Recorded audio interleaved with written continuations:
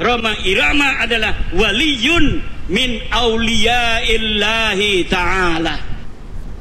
Nah, sekarang mari kita adakan evaluasi apa yang telah dilakukan oleh Kiai Imaduddin, apa yang telah diperbuatnya selama 2 tahun lebih ini dalam rangka memutuskan nasab Bani Alawi. Sejauh mana keberhasilannya, apakah berhasil atau tidak, setelah ditopang oleh Gus Abbas, ditopang oleh Fuad Pleret, dibantu oleh Roma Irama, dibantu oleh Kiai Marzuki Mustamar dan ulama-ulama yang lain barangkali, ya, apakah berhasil atau tidak. Bagaimana cara menakar keberhasilan itu? Pertanyaannya hanya satu, adakah seorang Habib saja, satu Habib saja yang berhenti menjadi Habib, yang pensiun menjadi Habib, yang rungkat menjadi Habib gara-gara tesis Kiai Imaduddin? Coba dipikir. Setahu saya, jangankan 2 orang, satu Habib saja, satu orang Habib saja, tidak ada yang berhenti menjadi Habib. Tidak ada. Berarti apa yang dilakukan oleh Kiai Imaduddin gagal total. Kan begitu, saudara-saudara. Terus apa keberhasilan dari Kiai Imaduddin? Dari apa yang dilakukan oleh Kiai Imaduddin, tidak ada keberhasilan yang didapat, tidak ada keberhasilan yang dicapai selain satu saja, yaitu menanamkan kebencian di hati kaum muslimin terhadap para habaib. Menanamkan kebencian, menanamkan permusuhan di hati kaum muslimin terhadap para dzurriyyah Rasulullah SAW. Itu saja keberhasilannya. Jadi sekarang ada sebagian daerah yang mulai tidak mempercayai habaib, yang mulai tidak mau mengundang Habib, ya, yang mulai mendeklarasikan permusuhan terhadap para habaib, ya, yang mulai tidak mau membaca kitab-kitab karangan para sahabat Alawi. Ini sudah banyak, dan itu saja keberhasilan dari Kiai Imaduddin, itu saja keberhasilan dari Roma Irama. Jadi tolong difahami Bang Haji Roma Irama, Anda tidak punya keberhasilan apa-apa selain menanamkan kebencian di hati kaum muslimin terhadap para dzurriyyah Rasulullah SAW. Sedangkan yang dilakukan oleh Kiai Imaduddin dan kawan-kawan, yang dilakukan oleh Bang Haji Roma Irama tidak ada selain membuat narasi sendiri kemudian diputuskan sendiri. Seperti Bang Haji Roma Irama, ya, apa yang bisa dilakukan?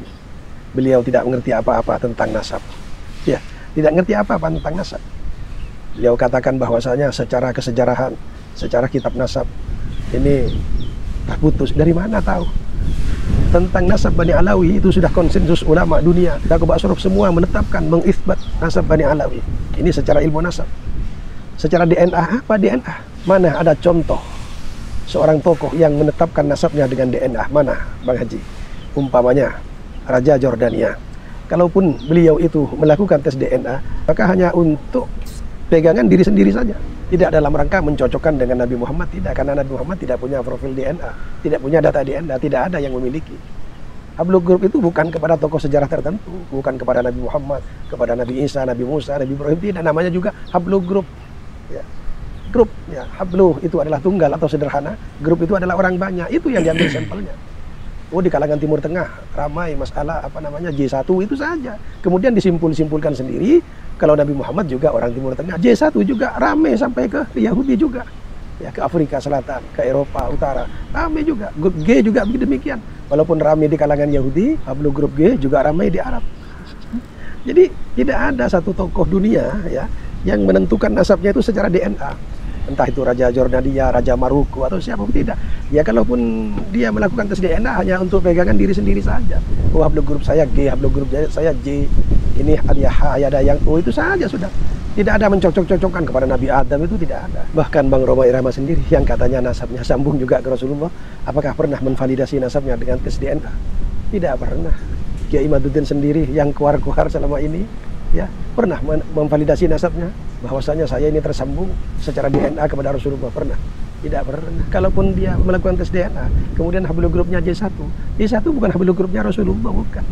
Ini penipuan yang mengatakan J1 itu Hablul grupnya Nabi Muhammad. J1 memang umum di kawasan Timur Tengah, sampai ke Turki, sampai ke Iran, sampai ke Suriah, dan termasuk Saudi Arabia. Tapi itu Hablul grupnya orang banyak, bukan Hablul grupnya Nabi Muhammad, bukan profil DNA-nya Nabi Muhammad, bukan.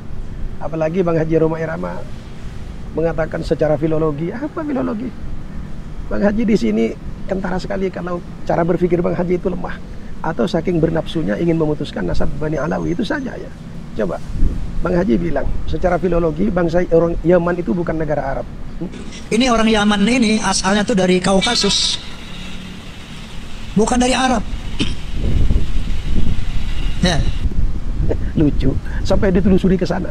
Ya, begini ya, secara fakta sekarang ini Yaman itu negara Arab, dia itu berbahasa Arab, ya, budayanya budaya Arab dan masuk dalam Liga Arab. Masih kurang apa? Ya, ini ditelusuri dulu, katanya awal-awalnya itu bukan Arab. Ya, jadi logikanya begini, Nabi Muhammad kan orang Arab, jadi Yaman, Habib-Habib yang ada di Indonesia ini orang Yaman, notabene orang Yaman ya. Nah, maka dia nggak nyambung, gitu loh maksudnya, nggak nyambung dengan Nabi Muhammad karena Yaman bukan Arab. Bagaimana Bang Haji Roma Irama, sekelas Bang Haji Roma Irama kaliber dunia ya, bisa berpikiran yang tidak masuk akal seperti itu?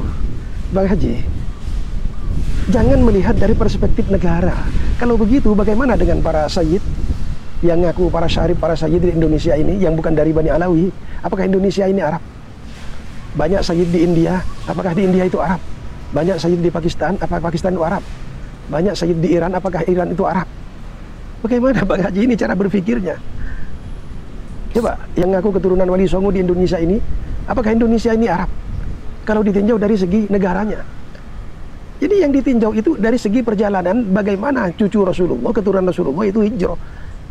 Jadi Ahmad bin Isa itu hijrah ke Yaman. Kemudian dari keturunannya itu beranak pinak, berketurunan dari Yaman itu sampai hijrah ke India, sampai hijrah ke Indonesia. Jadi ada satu keturunan Rasulullah yang hijrah ke Yaman, namanya Ahmad bin Isa al-Muhajir. Begitu. Nah, mungkin Wali Songo juga begitu. Jadi jangan melihat dari perspektif negaranya. Bagaimana kok lemah sekali cara berpikirnya Bang Haji Roma Irama ini. Filologi itu Yaman, bukan Arab. Ya. Jadi seolah-olah orang Yaman bukan keturunan Nabi, kan agak nyambung gitu loh.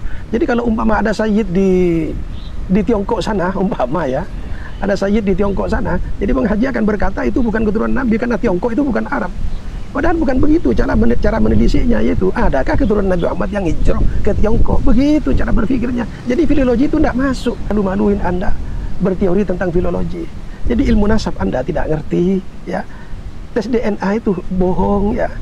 Tes DNA itu mungkin bisa dipakai dalam hal-hal yang dekat, seperti bayi yang tertukar di rumah sakit, ya, atau mengungkap satu kejahatan, atau untuk mengidentifikasi jenazah yang tidak ketahuan keluarganya, itu bisa. Tapi kalau menentukan hal yang jauh itu apa? Kembali lagi ke soal evaluasi tentang apa yang dilakukan oleh Kiai Imaduddin, sama sekali tidak ada hasilnya, nol besar hasilnya. Karena tidak satu Habib pun yang ngerungkat, ya. Semua itu hanya pernyataan sendiri. Sebagaimana Bang Haji Roma Irama, secara ilmu nasab, secara kita DNA, secara filologi, maka saya bersaksi asyhadu an la ilaha illallah wa asyhadu anna Muhammadar Rasulullah, seolah-olah seperti orang mau menikah, ya. Itu. Seolah-olah seperti orang yang mau menikah, gitu ya. Bahwasanya dengan hakul yakin bahwa keturunan Nabi. Dari mana ilmunya Bang Haji? Ya, DNA itu hanya main-main, ya. Begitu. Filologi itu tidak nyambung Bang Haji, ya. Jadi semuanya itu hanya melakukan narasi sendiri, kemudian ketuk palu sendiri. Kiai Imaduddin menulis tesis sendiri, kemudian ketuk palu sendiri.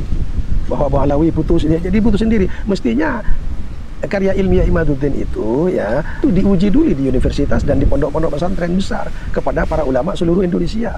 Ya, kalau tesis itu masuk akal dan lulus uji, setelah diuji di pesantren-pesantren besar, di ulama-ulama seluruh Indonesia, ya, katakanlah 90% ulama se-Indonesia setuju dengan tesis Kiai Imad bahwasanya nasab Bani Alawi ini tidak tersambung ke Rasulullah, maka tesis itu harus diangkat ke level internasional, yaitu ke Naqabah Ashraf di internasional. Begitu, karena ini bukan perkara kecil, ini urusan besar, memutuskan nasab seseorang. Maka di internasional harus diuji lagi itu tesis, kan begitu. Ini boro-boro ke internasional, diajak debat saja, Keimatnya kabur terus, tidak mau mempertanggungjawabkan. Dan Bang Haji ini tidak pernah meneliti tentang Kiai Imaduddin. Sebelum rame tentang nasab ini, Kiai Imaduddin telah menulis kitab namanya Al-Fiqratun Nahdiyah. Itu menjelaskan ketersambungan Bani Alawi terhadap Rasulullah. Kemudian karena ada satu dan lain hal, dia memutuskan nasab Bani Alawi. Itu yang pertama. Yang kedua, dia ditantang debat, ya. Dia tidak pernah mau. Berapa kali sudah kabur terus. Apakah Bang Haji Roma Irama tidak melihat sosok Kiai Imaduddin? Seandainya Kiai Imad itu membuat tesis, lalu dia diam, biarkan tesisnya atau bukunya dibaca orang, nggak apa-apa. Tapi Kiai Imad tiap hari keluar di media, mencaci, ya, memaki, jangan mencium tangan, jangan menghormati. Nah itu. Jadi sekali lagi, apa yang dilakukan Kiai Imaduddin ini sama sekali tidak berhasil. Karena tidak satu Habib pun yang rungkat, yang berhenti jadi Habib, ya. Keberhasilan Kiai Imaduddin dan kawan-kawan termasuk Bang Haji Roma Irama satu saja, yaitu menanamkan kebencian di hati kaum muslimin terhadap para habaib. Itu saja, diingat itu. Sekarang sudah banyak yang anti Habib, banyak yang tidak mau mengundang Habib. Ya itu saja keberhasilannya. Untuk memutuskan nasab sama sekali tidak berhasil. Jadi kalau membatalkan nasab orang lain itu sudah jelas-jelas dosa. Dan dosanya itu tidak tanggung-tanggung, dosa besar teman-teman ya. Jadi tesis Imad itu adalah tesis yang merugikan banyak orang. Artinya membatalkan nasab orang lain, membatalkan nasab, apalagi ini nasab yang syuhra wal istifadah, nasabnya dzurriyyah Nabi Muhammad SAW. Dan tidak perlu lagi tes DNA, tidak perlu lagi tes DNA karena ijma' ulama dan juga syuhra wal istifadah. Itu kira-kira teman-teman ya. Jadi untuk penelitian dari mana saja, siapapun, ada yang dari Madura, yang Trisula Madura itu yang abal-abal, kemudian Ngabas Buntet dan Pungan Pleret, itu semuanya adalah begalun wa nasabun, pembegal nasab ya. Naudzubillah tsumma naudzubillah. Semoga kita semua dijauhkan daripada dosa-dosa besar seperti ini. Kita aja belum tentu ya menjadi orang yang baik, bil khusus dalam ibadah kita belum tentu kita diterima oleh Allah Subhanahu wa Ta'ala. Apalagi ini sudah menjalur kemana-mana, sudah membatalkan nasab orang lain, kan gak jelas.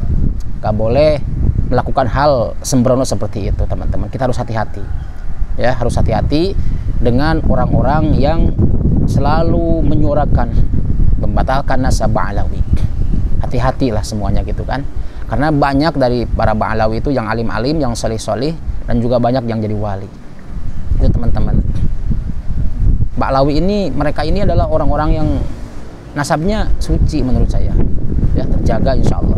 Bahkan Syekh Mahdi Rojai pun menjelaskan bahwa nasab yang paling sahih, yaitu nasab yang paling sahih adalah nasab Sadah Ba'alawi. Dan bukan hanya Syekh Mahdi Rojai aja. Ya, ahli nasab Makkah, ahli nasab Madinah, dan juga ahli nasab dunia mengatakan hal seperti itu. Paling masyhur, paling sahih, paling detail itu nasabnya Sadah Ba'alawi. Begitu teman-teman ya. Semoga ini bermanfaat. Barakallahu fikum. Assalamualaikum warahmatullahi wabarakatuh.